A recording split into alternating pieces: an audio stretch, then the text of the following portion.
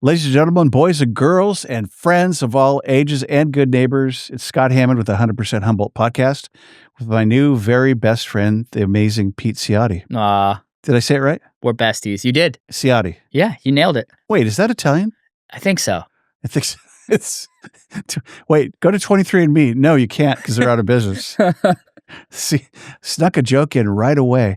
So you're my first, I was talking offline, you're my first guy in my regular guy series. There's nothing regular about you. You're actually a pretty complex dude. So let's just get right into it. Tell us the Pete Ciotti story. What you do now, but where you came from, elementary school, junior high, wherever you want to go. That's a long story. Go for it. We'll shorten we got all kinds of things. Right now, I am a father of four. The fourth baby just came 5 weeks ago. Beautiful baby. So I think that's the biggest title I want to hold in my life is being a father. Four kids, one about to graduate high school, and a baby just came into the house. So we kind of reset. Wow. That's awesome. And that's going really well. Bring it closer. There you go. And other than that, I have a landscaping business called Ciotti Yard Maintenance. I've had that for a few years. I saw your big truck. You got a killer diesel. Yeah, it's out there hogging the parking lot. Oh, you got a Humboldt grow dozer. Yeah. We got two trucks on the road now. Started that business a few years ago with basically a weed whacker in my wife's car and just taking work wherever I could, and then it just kind of like snowballed from there. But I've always been kind of like a serial entrepreneur since I was like 26. So when I was 26, I started a pizza shop called Big Pete's Pizza. It was around for 10 years in Arcata. And we had one in Eureka too. Oh, you had two? Yeah, for a little bit. Let me use my prop real quick. Arcata's right up there on the top of the bay. Yeah. Humboldt Bay. Right. And Eureka, California, which is all Northern California. And don't say by San Francisco because that's more central. Yeah. Right? Right. So where's the Big Pizza in Eureka? It was, do you know where, I think it's called Sammy's Barbecue is now, and it was a Pizza Hut before that. Mm-hmm. So right when it was a Pizza Hut and they went out, we took over that building. We had it for just a few years. Oh, wow. It was a big endeavor for us. It didn't work out. Yeah. Just a high rent and a lot of going on, a lot of overhead. And then I was just spread way too thin trying to run back and forth. But the Arcata store was open for 10 years. It was a staple in Northtown Arcata. It was awesome. And when I left there, I'd gotten married in that time frame. And my wife's sister and brother-in-law owned the jambalaya, and they kind of were getting out of it or whatever. It wasn't working out, and I kind of got involved with my wife and her parents, and before we knew it, we were running the jam. So we kind of transitioned, closed the pizza shop down, became the owners of the jambalaya, called it the Jam, and I started booking all the bands. So that was my main thing there was bringing the entertainment. We built a new stage, put in a new sound system, started booking out-of-town bands. It was really fun. And we ran that all the way till basically right before the pandemic. We sold it 3 months before the pandemic. Perfect time. Yeah. Not for the guy who bought it, unfortunately. Sadly. I feel bad. But who were your for us, it worked out. Best bands that you ever booked? Oh, man. Who was memorable? Dylan? Yeah, no, that would have been cool. We did have Rich Robinson from the Black Crowes came and did a solo show with his band, and that was really a really fun night. We had a lot of DJs, big name DJs. We had everything. We had so we had a venue that had music basically 7 nights a week, and that was really hard to do. It's hard, And we at one point for a few years we didn't even have food. We were just literally a nightclub. So we'd open the doors at 8:00 and to be music till 2, and that was it. We would bartend, and it was pretty fun. It was a good time, but as many things like that do, you just can't sustain that life. Just bartending till 3 a.m, right? Dealing with all the drunks on the plaza, right? It just became less about the music and the nightclub and more about the drama on downtown. Sure. So you're sober now, right? I've been sober since I sold it. You're sober, like right here in the studio. Yeah. I'm sober right now in the studio. That's kind of me. Yeah. Yeah. Believe it or not. So how many years? So I haven't drank alcohol since the New Year's Eve 2019. Crazy. Good for you. Yeah. How's it feel? I'm done. Yeah. I don't mess with it at all. Yeah. I mean, whatever. To each his own. I just that's fine. Doesn't work for my life at all. Yeah. My dad got sober when I was 13. Yeah. I remember you telling me that. Yeah, stayed sober 40 plus years till he died. Wow, that's awesome. Yeah, he always said, I'm going to drink that bottle of Johnny Walker read tomorrow. I'm going to get hammered drunk. Tomorrow. And he goes, yeah, tomorrow. That's going to happen. Kept saying it. Kept saying it. Never happened. Yeah. Get stressed out. Yeah, no, I'm going to get drunk. I'll get wasted tomorrow for sure. Yeah. Never did. I guess I just started seeing, as a bartender too, like a lot of people, even my age and younger, whatever, just coming in and deteriorating over time. And I just realized that alcohol is there's nothing healthy about it. And I think a lot of people use it as a crutch to socialize. Yeah. And then they just, before they know it, it's just taken over their lives. And I've seen it taken over a lot of friends' lives. And it's just not for me. Yeah. Yeah. I have a friend that said, don't let stuff, it's okay to have stuff, just don't let stuff have you. Exactly. So it's kind of reverse is true. So where'd you end up going to school? You were raised down south? So I was born in Florida, moved to New York when I was like, I don't know, a baby. I grew up in New York, upstate New York, near the Ithaca area. Mm-hmm. I went to school there, and my parents separated when I was 9 years old, so my dad moved back down to Florida. So I kind of spend my time grade school in New York, middle school in New York. Then I went to high school in Florida, went back to high school and back again. So I ended up graduating high school in Florida, but I kind of had friends in both states. So upstate where it's frozen tundra to Florida where it's like hot, crazy and humid. Way humid, hot. Like, yeah. So you kind of get a little too much of one or the other and move around. Right. But, it was cool. And then, I graduated high school and moved back to New York and lived there for a year and just realized I wanted something completely different than the East Coast. And so my friends were all planning, we all worked together. We're all first year in college. My friends were planning to move to California. They didn't know exactly where, but they were like, we don't want to really be in a city like San Francisco. We want to be around there. Mm-hmm. So when you were saying central and northern, they ended up finding out about what was Humboldt State at the time. And so they moved out to Arcata. And I was going to go with them, but I just kind of hesitated. And then 2 weeks had gone by, and I looked around, I was like, oh man, all my friends are gone. Yeah. Like they just up and went. So another acquaintance friend of mine was like, hey, I'm going to go out to Oregon for a little bit. Do you want to ride out to the West Coast and see what it's like? And I'm going to come all the way back, So I was like, yeah, well, you're going to come back. Cool. And, I ended up not coming back. I ended up living in Oregon and Mount Hood for like about a year. Wow. And then I made my way to Humboldt and with the rest of my Portland, friends. Right? East of Portland, yeah. Wow. Yeah, it was pretty awesome. I got there in May, and I think I camped out, exclusively camped around the mountain until October, until I just couldn't anymore. And then I finally got a place, yeah. A lot of berries growing up there. Berries, yeah. Berry territory. Salmon berries, I think, maybe. Very, very good. Yeah, very good. So where'd you go to college? So went to college a little bit in New York, went to college a little bit at Mount Hood, actually, community college. And then when I got here, went a little bit of college at CR, got in a car wreck, pretty bad car wreck. And I was fine, but the car I had that would get me to school and whatnot was totaled. Didn't make it. And so I kind of dropped out at that point and joined a rock and roll band, and we toured around the country for years. Makes perfect sense. Yep. Didn't we all? Yep. It was funny because like we were coming home from the studio recording our first album, and all our gear was in the car, and I was on Indianola Road, and I was driving. It was in the afternoon, and a drunk driver lost control of her car going about 90 miles an hour right at Three Corners Market. No way. Right there, and I had to just like kind of swerve a little bit or she would hit head on, and she flipped us up into a ditch, and my buddy, guitar player, also named Pete, was on the ground. I was up in the air, and I pulled him out. Like and we got out, we looked at each other, and we were like, not ejected. Our gear was ejected up on the hill. I bet.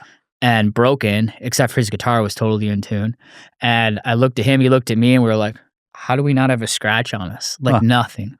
Wow. And that was one of the first times as an adult I realized that I had God on my side, that I was protected. And it was like, wow, like I cannot believe I'm here. Angels. And I mean, literally, our car was totaled. Her car was totaled. She was fine. We had a fire hydrant. There was water spurting all over the road. No way. We got checked out they took us to St. Joe's just to check us out. Sure. We heard her screaming in the other room. Then they arrested her. And the next day we had such bad whiplash, but other than that, we were fine. And then So anyway, when I got the settlement from the insurance and the money back, I should have just bought a car and go back to school. And my buddies were like, "We're gonna buy a van and we're gonna go tour the country." And I was like, Of course we are. "Let's do it." Yeah. So there So it any is. question? Yeah, and that was my life in my 20s. Wow. Just we put out records and toured around the country and had a blast. Reminds me of, I had a guest, Terry Vorman. She's Yeah, she was with the three gals right. that We got were hit by talking the about her the other day. drunk driver and killed their friend. Yeah, Pretty heavy deal. yeah, that was really heavy. Not I remember terribly hearing far about from that. there, I think. Yeah, no, Pretty it good was far. on that road. It was on Bayside Road. Yeah. Yeah, Huh. we were talking about the other day. So you never did get a degree, although you're totally financially. No, in fact, I'm back in school now, just chipping away little by little, online school with CR, Sweet. working on that psych degree that I should have got 25 years ago. But Nice. yeah, whatever. College is always going to be there, It's not but going anywhere. rock and roll maybe not. So I had to go for it. We watched Good Will Hunting last night with Matt Oh, yeah. Damon, and the end scene is him leaving to go west. He goes, "I got to go see about a girl." Yeah, I love that one. Yeah, That's and he so goes, good. He goes, "That sucker stole my line." Dude, Robin Williams, man. Robert Williams, man, he thought he was funny. He's That was a great actor. great loss. That was a huge loss. Yeah, I mean, what an just- amazing yeah. dude. Yeah. So you have this entrepreneurial thing going with business. So you must be good at business. You're teaching the 5 Fs. So tell us about the 5 Fs. Oh, Or the is 5 Fs. Is it 4 or 5? Yeah, it's 5. So this is And we'll address them kind of in order if yeah, you're sure. okay. So this is kind of it's the beginning of a sort of a live talk or webinar, if you will, that I'm putting on. It's going to be this Saturday. I don't know when this comes out, but it's going to be on. I'll probably do it again a couple times, but I'm putting it out there, and it's just kind of like a theory. It's not completely original, but I have this theory about being an expansive human, Mhm. and it's more of a theory than it works for me. It works for my life. What's it- Like I what's said, that- I'm a father, so What's that so here mean? it is. It's being expansive human is these 5 Fs that lead to the 4 Gs. Okay, so you Oh. have these 5 Fs that lead to the 4 Gs. Here's the 5 Fs, and then we can talk about them. It's family, right? Friendship, Mhm.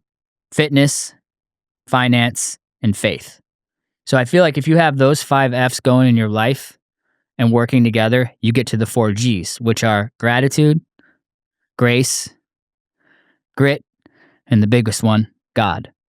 So I think they all are interconnected, and I can break it down really quick for you how I feel like they're interconnected. Absolutely. So if you can have strengths in these 5 Fs, then you're going to live a life with purpose, with balance. And let's start over. Let's just start from the very beginning.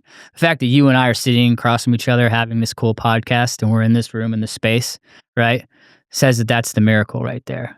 And you can break it down however you want, but it's a miracle that you are who you are, and the DNA that you have, the life that you're living right now. Mhm. It's a billions and billions and billions and billions of things had to happen for you to exist who you are, and for me to exist who I am. And hey, the man, the myth, the legend, Nick Flores. Exactly. Hey, Nick. For us to all be here in this time and space, It's true. you know? A lot of And miracles. so when I look at that, I go, why wouldn't I want to live a life with purpose every day? Why wouldn't I want to live God's plan for me? Why wouldn't I want to step out each day, wake up each morning with that enthusiasm and that purpose and that balance?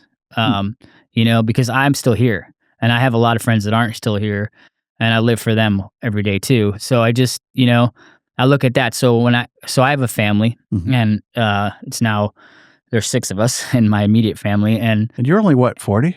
47, Oh, 40. you're- Let's say 40. 40? So, yeah. So I, it's like for me, it's like yeah, and it's starting over because we just had a baby 5 weeks ago. So, yeah. and so with the family thing, I always say little things to people like, hey, if you have a mom and dad, if you're lucky enough at your age to still have your mom and dad around, why are you not calling them every week Dude. and checking in with them?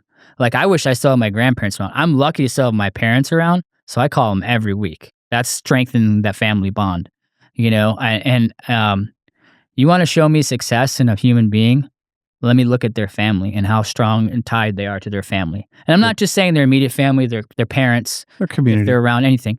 So it's just so important to not let your parents be isolated and never talk to them. Like, so I'm lucky to have my mom and dad around still. And up until just a few years ago, I even had my grandma around, which is pretty special. And my grandfather, he passed away in 2012, but I always like tried to get every story I could out of them, and I always had them repeat stories to me over and over again. Like, let them continue to tell their story over and over again Amen. because it's so important and it's Mhm. so enriching. So Mhm. having a strong family bond, and with your kids too, like your kids just want to be with you, man. I mean, They do. that's what they want more than anything. Everyone's so worried out here in this world about messing up their kids and like, I'm gonna do something wrong. I'm gonna do this wrong. They just want to be with you. That's all they really want when they're, Unless they're little kids. You know? Wait. I have to object. Yeah, you think that, but they do. They just They want do. your time. They want your They want attention. your presence. They want you not on a cell phone. They don't want you giving them an iPad, even though they say they do. What they want is your attention, you in the moment, like being with them now, Right on. and not in the future. Mhm. Not I'll get around to it because I'm really busy working. None of that. Just sacrifice everything you're doing for your family first. Family is first before a Mhm. job, before anything. Yeah. In my theory of it being expansive, You ever heard this one? Love is spelled Time. Mm. I like that. Yeah. Anyway, so family's number That's good. one. So family of all kinds. So we all have Family of different, all kinds. different Yeah. versions of family. Exactly. Okay. And then you got friendships, and people overlook this. As they get older, they kind of like they let their friendships deteriorate.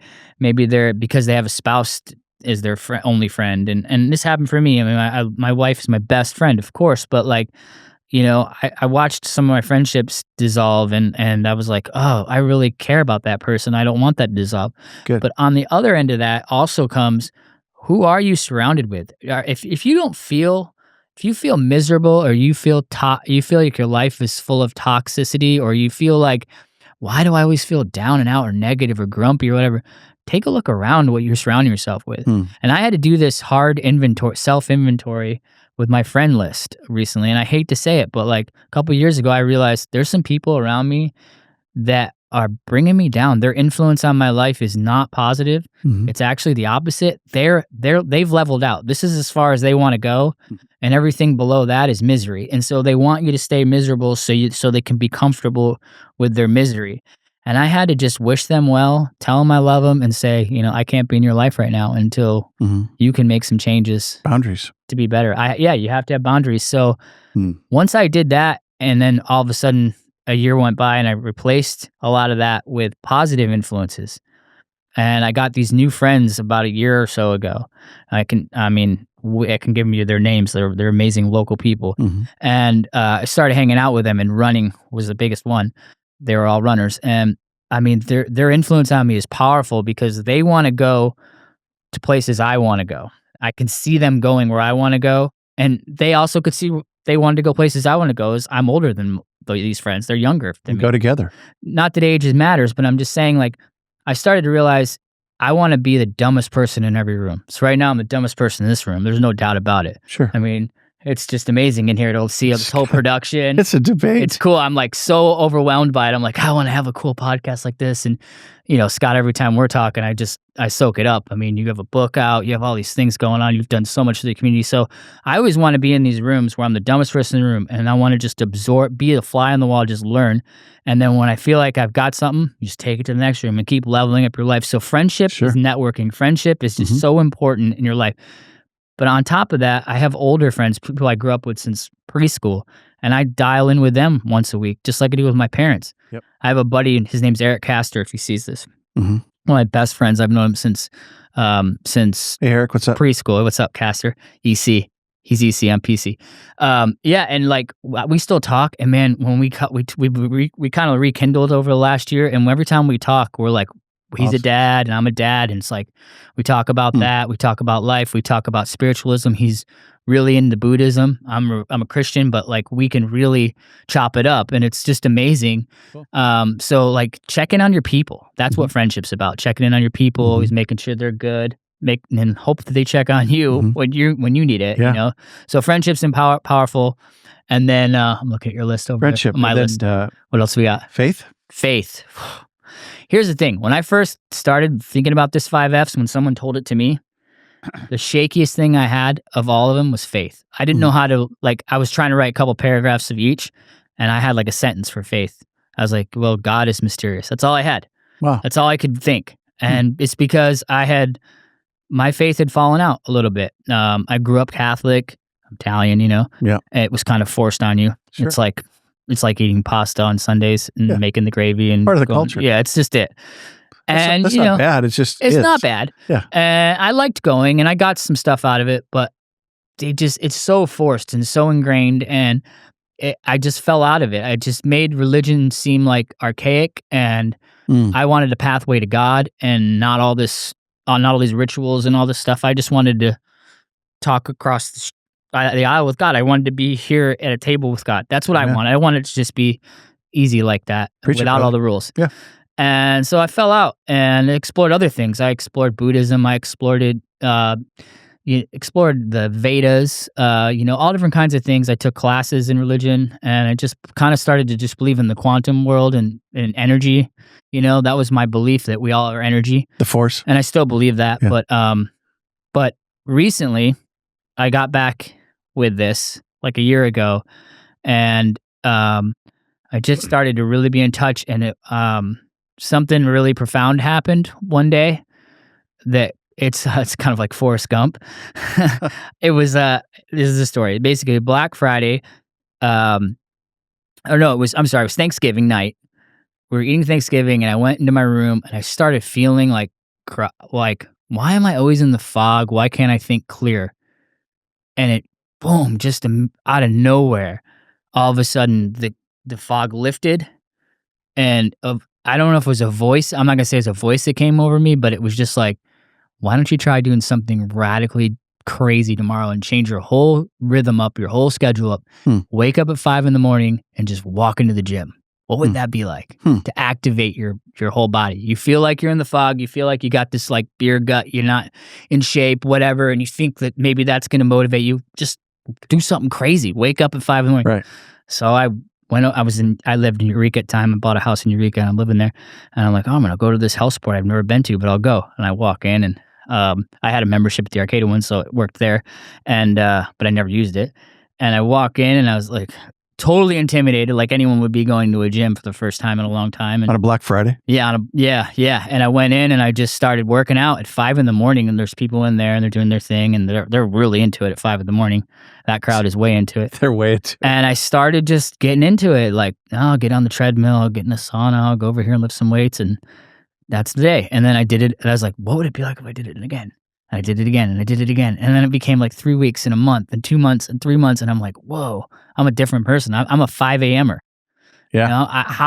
How did I go 2 years ago from closing down a bar at 2 in the morning and sometimes a broken window or drunk fight or cleaning up the bar? By the time I got out there, it was 5 in the morning. Crazy. I'd get home and fall asleep at 5 in the morning, and then have to go take my kids to school at 7. So that's why that got old. But anyway, now here I am waking up at 5 all the time and getting enough sleep to do that and working out. And so all of a sudden it was like, well, I'm working out, I'm doing all this stuff, but what am I doing it for? And I was like, maybe I should do something crazy. Like I've always wanted to run a marathon. So and this will take us right to fitness. We'll get back to faith because we know we're going to talk about that. But yeah, all this to say that like something was leading the way, and I had to be in touch with it. And then as I ran, I told Bethany this story, and this is how I ended up at church. I was running one day, and I literally felt God like right there running with me. I mean, I knew that's what it had to have been. It blew my mind. And I was like, wow, like I'm not alone out here. I'm running. This is really hard. This is difficult to get into. And I like called it out. I was in the middle of the forest, nobody around. So I didn't feel weird about doing it. I just said, are you here? Oh, cool.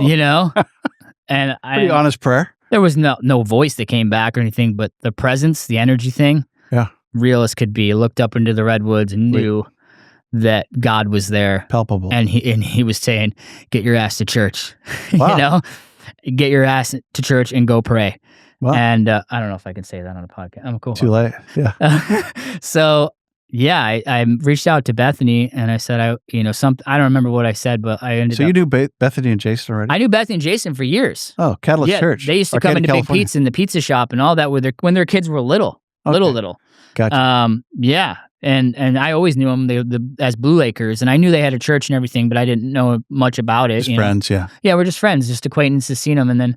But I said, these are like the perfect people to help me to rediscover my faith again, and like, sure enough, you start going to that church and you're just like, and Wes went there too, and he's my neighbor and all Sure. them. And so, yeah, I just, found it right away. Man, I remember, I'll never forget, like, I think it was the second time I ever went to church there. And, Ray, who does all the music there, Mhm. was singing some songs and I'm singing along. And I don't know if the word, if it was something to do with the way the song was or the words in it, but it was the first time I had cried in church, like, ever. I never cried in the Catholic church. Nice. Ever. And it's overwhelming feelings. And that whole summer went through a lot of things where it's overwhelming feelings of God, and it made me be able to write more about my faith and get stronger in that F. And it also led me to fitness, Mhm. which we just talked about, and I think that's a huge And now you lead awakening. the running group at Catalyst Church. Yeah, we Yeah, have a it's run cool. group at Catalyst on Joni loves that. Tuesdays. She Yeah, digs it. super fun. Yep, Joni was out yesterday, Yeah. or Tuesday, and we had a lot of fun. We just walk sometimes, but How many people showed up this week? this week was just me, Joni, and Paul. But a Okay. lot of times we've gotten as many as like 9 or 10 people there, Right. which is really cool for a brand new running club. Go down the marsh and hang Yeah, out. yeah, just loop the marsh. Super Arcata fun. Marsh. Run club culture is a big thing for me. It's huge as far as checking off that fitness box, because when you go running by yourself and you try to run like 5 or 6 miles, it can be really hard. You're in your own thoughts, you're in your own mind. You're just putting too much pressure on yourself. We were talking about limits earlier, but off air before we started. Like, you put all these limits on yourself, but when you get out there with a group and you're talking and you're chatting and you're cruising and everyone's got, like I said, again, friends, right? Being in those rooms with people that are trying to go places. The run club culture is amazing. Everyone is for you winning. Right. Everyone's a winner. You have to walk. Showing up is a win. Yeah. Right? So, like, you have to walk. Who cares? They just want you to finish. They just want you to finish what you started. And they're so encouraging. And I mean, dang, if they didn't encourage and influence me to run ultras, which I never thought I would do, but here I am. I've run 10 marathons. I've run a couple ultras. I tried a 100-miler back in February. I've got one coming up in September. These people will influence the heck out of you. Run club culture is amazing. So it started with Raccoon Run Club on Mondays with Thomas Nolan, who's one of my best friends. You talk about replacing your life with positive people. That's the name drop I'm going to give you, is Thomas Nolan. Hey, Tom, what's up? Thomas and Damien are like my two best friends now. I hang out with them all the time. Yeah, they're a lot younger than me. They're such influences in my life just because of just their story is just amazing. The Nolans are 2 hours down from us. Right, I know. That's so awesome. Hey, Tom. You need to have Thomas on here. Hey, Phyllis. Yeah. Tom. Hey, break. If you're just joining us, I'm going to make this a smooth segue. If you're just joining us, I got my new best friend, Pete Ciotti, regular guy from Humboldt, talking to us about his life, his journey, and the 5 Fs. And then we're going to get to the 4 Gs. Let's do it. Yeah. Then there's, I'm thinking 3 Gs, the hay and feed store, but that's not this. All right. Not that funny. Okay. So went from faith to fitness, and it's interesting. Those collide. They do. They cross over. For me anyway. I think for a lot of people. I think like when you do something hard, that's where grit shows up. Like, you do something hard, you do something challenging, there's pain involved, but it's temporary. But that's good. But on the other side of pain is hope. On the other side of pain is grace, humility. On the other side of pain is God, faith, and everything you're going to believe in. So you just got to stick at it, stay at it. A lot of people want to quit. And you just can't have quit in you. You can't have quit in you. And I think the last F is finance. Interesting one, right? This isn't like a get rich quick scheme. This isn't me trying to say everyone should be a millionaire or anything like that. For finance, what I mean is, like, if you have a household and you're a father like me, you got to provide and you got to be smart about your money. And for years and years, I wasn't smart. Those businesses I mentioned before all went into debt. I owed IRS way more money than I want to say. I've had all different kinds of financial issues in my life. And what I've learned is you need to sit down. First of all, number one, sit down, create a budget. But number two is remember that your hard work is worth something and you have a value. A lot of people devalue themselves just to get work, just to do something. They're like, I got to stay busy. I got to stay active. Well, There's a lot of power in saying no. Mm-hmm. And I learned that the hard way until I finally learned it and really put it into action. Some people just aren't right for you. They're not meant to be your clients, your customers, whatever. Yeah. And others definitely are. So you got to be smart with that. And then I really learned from this author called Mike Michalowicz, who put out a book called Profit First. Good book. Which is an amazing book, because if you're in a business, if you've been a business owner, I've been a business owner for 20 years, I've been an entrepreneur for 20 years. If you start to look at your business as profit first, literally, Mm-hmm. like when money comes in, the profit needs to be there. You're not just running a clubhouse. And for years, I felt like in the pizza world, that's what I was doing, just running a clubhouse. Oh, I want it to be fun. I want to curate this thing. I want it to be really niche and cool. But like, that's all well and good. Are you making money? Are you supporting your family? Like, are you growing? Are you scaling your business? Or are you just playing clubhouse? Good one. And so that was a big slap in the face for me. And I started to learn that like whatever I'm going to do moving forward has to move the needle every day in my life. And it has to definitely support my family. And you have to get real serious about it. And you have to be able to say no. Sure. Those are some really fine-tuned principles to the whole finance thing for me. Is just everybody's a yes guy. I got to say yes. Everyone wants to be a people pleaser. Right. Everyone, if you look around, every business is going to say, I have good customer service. What you're saying is I'm a people pleaser always. I have to please everybody. Correct. But are you making money? Yeah. Are you profitable? Because sometimes you have to draw a hard line and say no to people. And that's hard. It's the same thing with like having toxic friends, that you have to be like, I love you, but I have to move on from you. Right. You have to do what's right for your business, and you have to look at it as business. And your family in this case. Because people walk all over you. Family budgets. Yep. Yeah. And family budgets are so important. Knowing where everybody's credit is at, and like how we're going to grow, how we're going to scale. It took us a long haul to buy our first house, but we did it. And I can't believe we did it. It was mainly on the back of my wife, who was just complete badass. I mean, she went from taking care of our kids to getting a job at Costco to just saying, she already had a college degree, and she was like, oh, you know what I'm going to do? I'm going to go become an engineer. And I was like, wow. I mean, she has the brain for it. I'm like, yeah, do it. Mm-hmm. So she went back to Humboldt, got her degree as an engineer, interned for a while, worked for a company. Now she's all the way working for Laco. By the way, when you're an engineer, you have to take like a series of these really ridiculously hard. Super hard. It's like a foreign language tests. Yeah. And you have to take them out of the area. Mm-hmm. And they're like 8-hour tests. She's taken all of them and crushed them. And like, she's just moving up the ladder, and she's so smart. And she works on projects that are just way over my head that I can't even like fathom, Shout out to Belle. Hey, Belle. Yeah. And good job, Belle. So talk about just being so smart with and all beautiful of it. Babies. Yeah, and she's a saver. She knows what she's doing. Without her, I'd be in a gutter. So, Yeah, you married up like me. Yeah, so make sure you keep your finances in order. I'm still learning about that. I can't say that I have all this money in the bank and all these things. I don't have any of that. How about Dave Ramsey? Dave Ramsey's amazing. I took a class. I think I told you that I took one of his classes. Financial Peace University. Oh, I've read that book too. Yeah. And Dave will talk about the rainy day fund, which is another big thing I would say about finances. Is like, if you're starting out and you want to save some money and get financially sound, and you want to get to what Dave Ramsey's going to say is financial freedom, which is being able to be a giver. Eventually in your life, you want to be able to be a giver. Total giver. You can make so much money that you can give it away. Can you dream of that? How about that? And do you limit yourself? Do you say, nah, I can never be that guy. There's no way. I'm too old to get there. It's never going to happen for me. Or you can say, yeah, I'm going to make this happen. I think it's important to speak life into everything. I think it's important to wake up every day and say, I am rich. I mean, Bob Marley, what did he say? He said, the richness of life is I have the richness of life. You're a rich man because you have material goods, or you're a rich man because you have a richness of life. Yeah. So for finance, it's the richness of life. I wake up every day grateful that I have 4 children. They're all healthy, right? One, by the way, shout out to my son, Pete, who's Pete Ciotti the 5th. I'm the 4th.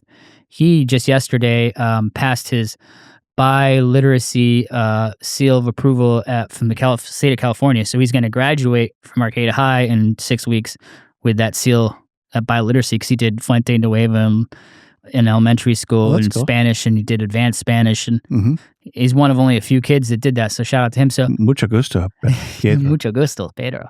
So it's like, yeah, man. I mean, finance is the richest of life, and people overlook that. Some people are just like running the rat race, running the 9 to 5, and they don't stop and see what we're going to lead to is the 4Gs, and the first one being gratitude.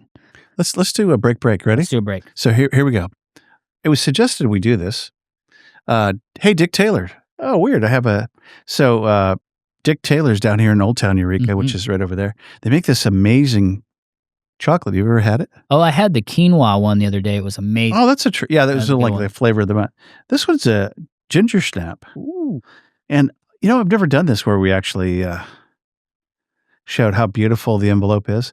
So this chocolate, be it $10 a bar, would be the equivalent to Scotch. That's $500 a bottle. Yeah. Talking to the sober guy about Scotch. Yeah. Sorry. But it's amazing. You want to try a piece? Absolutely. Let's do it. This looks really good. I haven't had, actually, it's been a while since I've had this one. And the whole idea behind this, I'll just throw it to you. Yeah. There you go. Is just savor it. So Pete's going to demo. We're breaking like communion. Yeah. It's only 2 ingredients, right? Cacao and sugar. That's the crazy part. And you could eat a whole bar of this, which I don't recommend. It's 140 calories or something crazy. That milk chocolate? Huh? Is that milk chocolate or yeah? No, dark chocolate. it's dark chocolate. Wow. I'm sorry. This one actually has a little bit of milk. A little bit of milk. That's really good. Not too shabby. Pretty good. Yeah. Can you believe that's like here, local? I know. You know? Oh, these guys, we went to places, airports. I think in Europe, I saw these guys. Yeah. Belle got to do a chocolate tour. Oh, these guys? Yeah, and she tried to get all the kids to go, and they're like, no, we don't want to do it. We don't want to She's do like, that. what are you talking about? It's a chocolate tour. She had a great time. Fun part about this show, at halftime, we do the quiz. Ready? All right. For the Dick Taylor chocolate bar and other prizes. So if you could go anywhere today and go for a run, hike, all day, woods, whatever, where would you go? I would to the Mont Blanc. Where's that? So it's in Paris. So it's a race that is 100-miler, I believe, or maybe a little more. It goes from France. I know it's not Paris. Sorry, France, into the mountains of Italy, into Switzerland, and back to France. Rad. Yeah. So if you could run in Humboldt, where would you go? If I could run in Humboldt, or a hike. My favorite spots are either doing Grasshopper Peak, which I love, but I really want to run the Lost Coast Trail at some point. Really? Point to point. So I want to run from all the way to Black Sands and back. So it'd be 52 miles. So it's Black Sands to mouth of the or the opposite to start. So you start from Mattole to Black Sands, and then go Black Sands back. But you kind of got to time the tides. Yeah. But it's really hilly too, right? Oh, it's everything. Sand, hill. I've hiked it once. I hiked it when my wife was 5 months pregnant with our first kid. Of course. Yeah, many years ago. Just ever sleep in the lighthouse? No. That's really cool. Back in the day, you could. Yeah. Oh, really? It's all redone now, and wow. I think it's off limits. Question 2. You and Belle get to go to dinner. It's on us. Where are you going to go tonight? Tonight? Where are we going to go? Babies. We got the babies. We'll take. You got the babies? Yeah. Where would you go? Oh, boy. In Humboldt, right? Mm-hmm. It's on the spot because I'm a restaurant guy, so I should like a lot of them. The freshers. I don't want to let anybody down for not saying their place. Yeah. Top 3.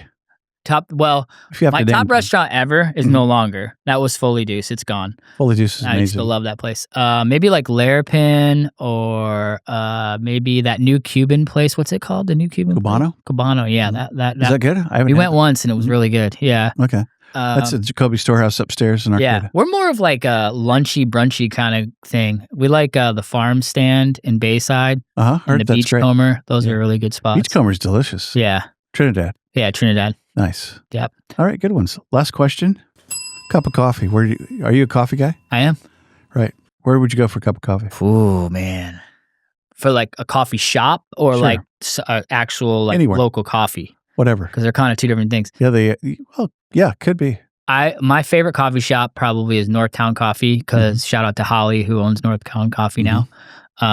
I've been just going there back when it was even Muddy Waters, which is probably my favorite coffee. I think they roast up by we're at in Dows Prairie. Muddy Waters? Yeah. Yeah. And back when Northtown was even Muddy Waters and they roasted at there in Northtown. I've just been a Northtown guy forever because my pizza shop was there. But I mean, you throw a rock and you're going to hit a good coffee shop in Humboldt. I mean, it really is not a bad one. Brio's good. Yeah, they're all good. Actually, my buddies just started a coffee company like 2 years ago, called Fogline, which is really good That's too. really good coffee. Yeah. So I've heard yeah. of this. Yeah, Northtown, all the guys, the bike shop guys, Vince and Dave back Oh in yeah. the day. Yeah. And then you got Scott Winfield at Redwood Yogurt. Okay. Yeah. Scott. What's up, Yeah. Scott? Scotty. Yeah. What Yeah. a- I knew all that. All he's a those people. legendary Oh, guy. he's legend. Yeah. He's a great He's guy. the coolest guy. Just walk in, just All get his you the ice cream. poetry reading and all. So we'll come back to the G's here. So review the 5: family, Mhm. friendships, Mhm. faith, Mhm. fitness, and finance. You got it. Gosh, good foundation.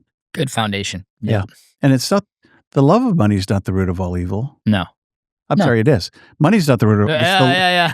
it's loving money. Yeah. It's okay to have money, just don't let money. Yeah, don't let it run Have your you. life. Yeah, don't let it run your life. But let you obviously need it for security and foundations and things. But like, don't let it run your life. And I Right. think one interesting is every time I go through these 5 Fs, I think about adding a sub F, and that's forgiveness. And I good one. think after we had that speech at For Sunday. church on Sunday, Jeff I wanted Woodkey, to add shout it out. as a 6th F almost. Yeah. Shout out Because to Jeff. Yeah, that was an amazing speech, and his last time talking at church was great too. But you really start to you kind of forget about forgiveness and how crucial it is. A lot of people hold on to trauma. Mhm. A lot of people hold on to things that just don't serve them anymore. But they keep telling that story. Oh boy. You know what I mean? And it's just like, man, just forgive and move on, and like Let it go, man. you'll both feel better. Like you'll open up, and it just like I feel like if you don't forgive, there's energy that's blocked, and you can't receive, and you can't give it. It's terrible. And the more you forgive until you completely forgive everything in your life and forgive everyone, and they forgive you, and we just move on, Hey. then the energy is able to flow again. And sometimes that energy has been blocked for 15, 20 years. It could be between family members, Oh my God. right? I've seen that firsthand. And Tragic. all of a sudden you lift it, and it's like you get a rush of energy, and you're like, oh my God. So forgiveness is huge. It's just so The big one important. for me is forgive yourself. Yep, absolutely. Please Don't look do. at that mirror at that person and forgive them, because you're pretty hard on them most days. Yeah, And that's not okay. yeah. It's not Not it's okay. not godly, it's not biblical, it's not cool. No. It's a form of retaining that toxicity. Yeah, love yourself. Always love And yourself. just a quick note, Jeff Woodkey, 6.5 years in Al Qaeda captivity in Northern Africa, Unbelievable. basically chained to a tree every day, and And he's talked about being in a box for like 4 months. 4x4x4 box. Jeez.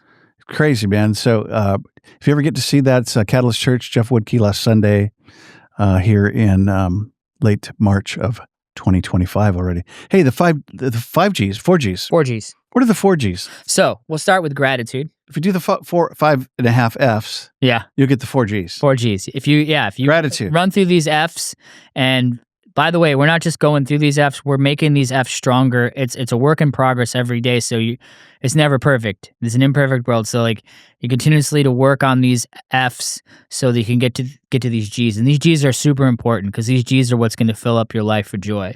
And so we start with gratitude, right? Gratitude can be an exercise. Honestly, you can Good one. wake up and start thinking about things you're grateful for. Yeah. Now, here's the thing. Gratitude is not going, oh, I'm grateful for the sports car I drive, and I'm grateful for the jet ski that's parked in the driveway, and I'm grateful for all these material things I have that's in spite of the person who has nothing. No, that's not gratitude. Gratitude is simple, simple, simple. Get as simple and refined as you possibly can. I'm grateful that I got to breathe air this morning. I'm grateful that I took a breath in, I took a breath out. Everybody You take know? a deep breath. Like my shirt says, Yahweh, right? Yep.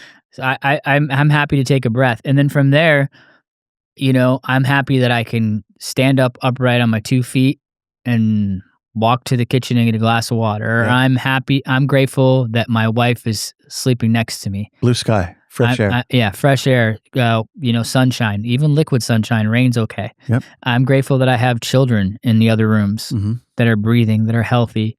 I'm grateful that I get to take my dog for a walk. It's just simple, simple stuff. And you start to see that, like, yeah, I truly am. I feel it. I feel the energy of being grateful for these things.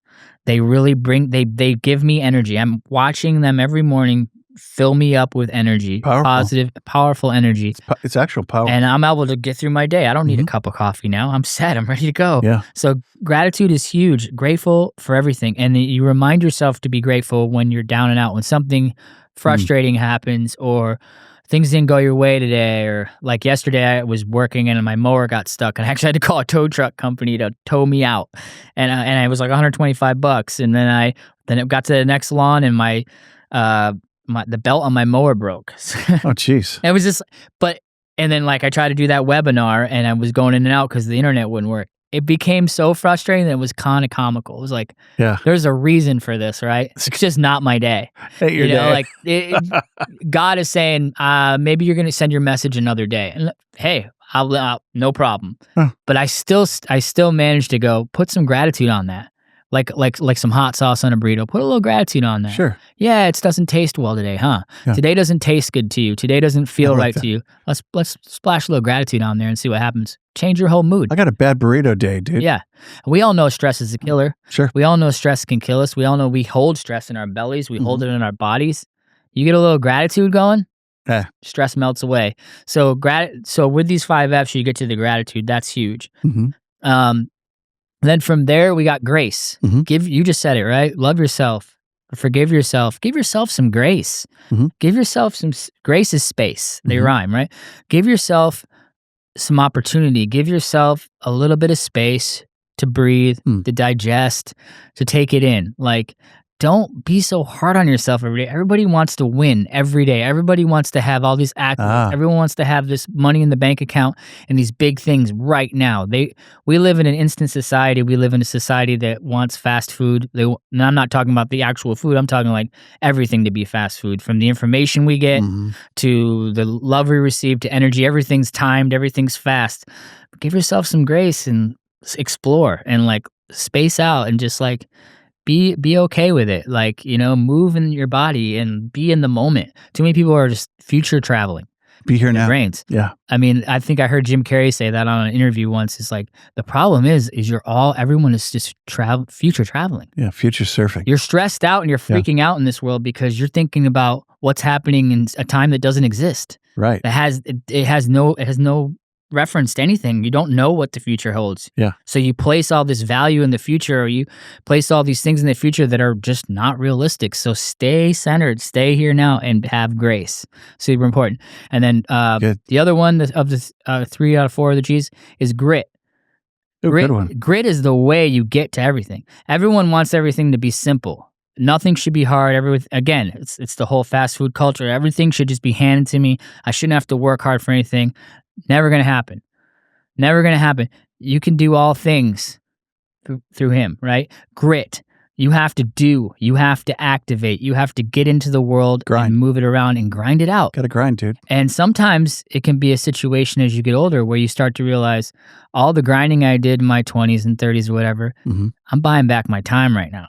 I'm buying back my time by getting gritty. So you just got to get in it. And with grit comes I feel like more now, another way of this culture has a fear of failure. Oh, boy. Like, they're just like, if I fail, that's it, I'm done. I'm never going to try that again. And you got to get some grit, because failure is just part of the process. Anyone that's ever been successful in life has failed. Big time. Millions of times. And anyone that has failed has taken probably 2 different avenues. They either said, I'm never doing that again. I quit. I'm just going to punch a clock the rest of my life, or do this the rest of my life, or just let somebody else dictate my life. Or they said, I'm going to try it another way. I'm going to try another way, because you only have to be successful once. You taste it one time, bam.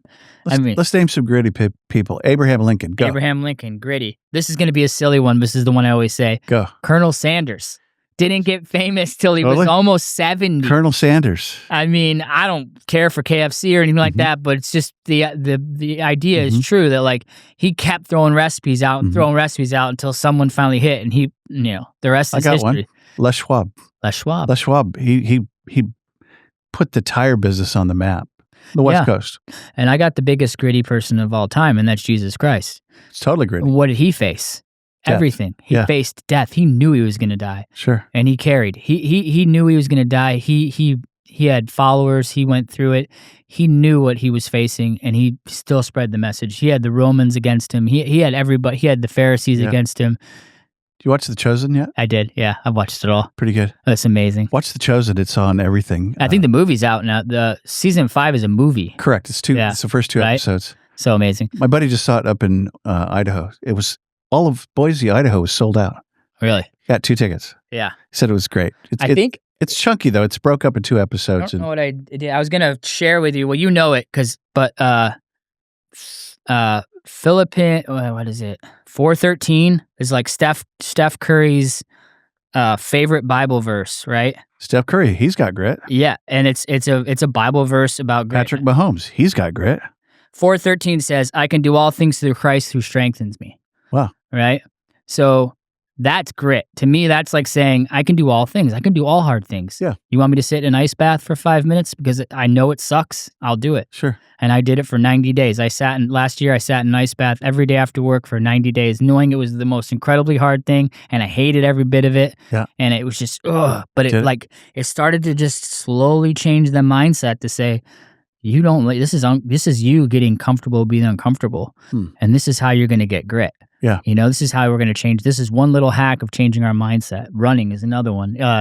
Just doing things that you don't really like to do, but you got to do them anyway. Yeah. That's our plight as fathers. Mm-hmm. I mean, there's a lot of times we got to grind, and so you're never going to grow if you don't do hard things, if you don't get gritty. So gritty is huge. And then that gets us all the way through it to the final thing, which is God. Finding God in your life. Through all these things, you get balance. Find God, and you realize that you're not walking alone. You realize that when you're out on a run and you think you're alone in the woods and you're scared, that God's right there. Yeah. And you realize that when your first kid is born and you don't know what it's going to be like to be a father. I mean, when my first kid was born, I almost passed out. I was so much anxiety. Like, this is changing, bro. 29 years old, here comes a kid. I was just in a rock band and touring around and got a girl pregnant. And all of a sudden I'm like, what is this going to be like? And I almost passed out as he was born. I was just worried. I just wasn't used to it. And he was born at home. And, there it is. There, God shows up in that moment. There's a Humboldt thing. The whole room became white light. Yeah. And it just overtook me. And it happened again when my daughter was born. Just amazing. And it happened this last time when my baby was born. I saw a sunrise as my baby came out. Wow. 5 weeks ago. And it was just like, God shows up. Power moment. God shows up. If you work on these things and you believe, and of course, if you have faith and you get gritty with it, and, and faith is interesting because, there's times when you're asked to believe in something you can't see. That you don't know what truth is behind it. There seems like scientifically it could never happen that he could rise from the dead, that he could heal the sick. Where's the science in any of that? Right. That's where you have to believe. And that's where you got to have your faith. And like you're being asked to believe in something that shouldn't be real. It sounds like magic. I heard today at lunch when Jesus left, he said, I have to go away because you'll never get the power of the Holy Spirit until I go. We're not talking information. We're not talking about indoctrination. We're talking about the power that you're inferring and referring to specifically. And I would call that the Holy Spirit in terms of you're a believer. He's Imago Dei, your image of God. He's entwined, like the scripture uses rope, that we could be like with rope with the Holy Spirit. And that's the power of God. And I think God gives those images, those thoughts, the gratitude thing. I love it. Look at me tying it together. Yeah, it's cool. See, right? Yeah, you start to get, and then we all start tying it together, this whole thing that we're talking about here, and we just start to go, all right, now I can live a life with purpose. Now I can take something I'm laser focused on and put it into immediate action and watch my life grow. And by the way, you can do this when you're 45. You can do this when you're 55. You can do this when you're 65. It's endless. It doesn't matter. Nobody's too old to do this. Nobody's too stuck in their ways. Colonel Sanders. Yeah, Colonel Sanders. Nobody's too old. So like you can continue to do this and continue to reset every day. That's the gift. The real power in this gift that we were given here is every day we can reset it and re-challenge ourselves and refocus ourselves. so there's really no fear of failure anymore. It's just like, keep going for it. Like, this next chapter that I'm moving into is coaching, which I've gotten some hate on. People are like, that's just silly. Why would you do that? Why would you try something totally Why wouldn't you? weird like that? Like, why are you going? And it's like, well, it's just a calling that I have. I have a passion for Do it, it, man. and I want to live my best life. Mhm. I want to believe, and now I do. Because at first I put it in action. I said, I asked myself, could the best years at your 40, this was when I was 45, I'm 47 now. I asked myself 2 years ago, I said, could the best years of your life still be ahead of you after all you've Absolutely. done, been in a rock band, right? Traveled the country, all these things Of you've done, course. had kids. Could your best years still be ahead of you? Nah, couldn't be, right? How could that You've already be? done it all. Yeah. And then you start to live like this with this blueprint that we put out here, and you go, oh yeah, there's definitely I'm not going to future travel too much, but there's definitely going to be some really good stuff coming up, some real meat on the bone coming up. And I'm just super excited for it. I'm like, I think it's that's cool. what drives me and gives me purpose right now. So there's future travel in the sense of dreaming. Little bit. Dream big. Yeah. Dream with detail. Yeah, a little bit. You go there. Got an imagination. But you just recenter yourself, and take some deep what's breaths. today? Yeah. I'm going to grind today. I like the coach approach. Yeah. Idea, and I think you are a great coach. Tell me, so if somebody wanted to get a hold of you right away and say, "Hey, Pete, coach me up," Yeah, sure. I don't know, but I'm sure you would come up with a business model if you don't have one already instantly. I'm working on it. Yeah. I'm going to launch a business that's going to be sort of endurance coaching, like coaching, running, and nutrition stuff at the end of the year. But I'm also going to get going to be a certified life coach, if you will. And whatever that means, and and start coaching and helping people get unstuck by the end of the year. That's my plan. Cool. How would we get a hold of you? Well, Just all the usual ways. I have an Instagram page at Pete Ciotti IV, which is 4 because I'm the 4th Pete Ciotti. how do you spell Ciotti? Ciotti. Just like it sounds. Just like it sounds. Pete Ciotti 4. Yeah, like the IV, the Roman numeral. Oh, right. IV. Right, because I'm the 4th. Gotcha. You can find me on Instagram pretty easily. I'm on there a lot. I post content, a lot of what we were just talking about. That content's on Instagram a lot, and I should have a website up pretty soon for the coaching thing. TikTok, Facebook. No TikTok. I have a Facebook. Same thing. Same. Pete Ciotti, username. Humboldt County. You can find you. The 4th or whatever. Right. Yeah, I mean, You have I'm a on the website? social media. I have a business website for my landscaping and lawn care, CiottiYardMaintenance.com. Gotcha. If you need your lawn done or some landscaping, call it done, out. you call me up too. Hey, call it out. Nick, I was going to ask you about your lawn real quick. It's kind of long out there. Looking long out there. Yeah, just kidding. Just kidding, man. I got to go door to door right now because it's a spring rush and get everybody signed up. So. Our backyard is like it's like a Oh, jungle man. in McKinleyville. Yeah. It's so crazy. It's wild. Well, hey, thank you, man. Thanks for coming. For sure. Thanks for having What me. a great story. Yeah. Parting shots. My office mate hates that. Parting shots. What is that? It's when you have something else to say. Yeah. I don't have a whole lot to. Well, I have way too much to say probably. So the five Fs. 5 Let's Fs. review them: family, friendships, faith, fitness, and finance. Yep. Which, if practiced with regularity and Strength. and strength and consistency, lead to the 4 Gs. 4 Gs. Which is Gratitude, grace, grit, and God. God. I like the God part. Yeah. Me too. Thanks, Pete. Appreciate it. Hey, thanks for joining us, everybody. This will be my sign off. This is where it's really I'm very smooth and clever here. Can't wait. Yeah. Hey, everybody. Scott Hammond, 100% Humboldt. Thanks for joining us. Thanks, Pete, my new best friend. And, follow us, review me. Come on board. YouTube, Instagram, all the socials, of course, all the podcast platforms, and watch us on local Humboldt Access TV. Cool. Appreciate it. Yeah. And like us, love us, write a review, and win one of these bad boys along with one of these, the Dutch. You know how big Dutch Bros is in Santa Rosa? Huge. There's one store. Yeah. It's like Chick-fil-A. Like everybody goes there. Yeah. It's crazy. Didn't they start in Grants Pass too? Grants Pass, 2 brothers. Wow. Yep. They started roasting up there, and they're literally on every corner in Medford, I think. Sometime you have to check out YouTube, the Dutch Brothers parody. It's really funny. It's pretty funny. It's all about, you just got to see it. They're great guys. They really supported the mountain bike community up there. Yeah, it's cool. There's a young lad that ended up dying of cancer. They did a ride for him every year, and they're just really community guys. And these guys here locally are great. Well, hey, thanks, Pete. Thank you. Appreciate it. Thanks, Scott. Appreciate it. See you again. All right.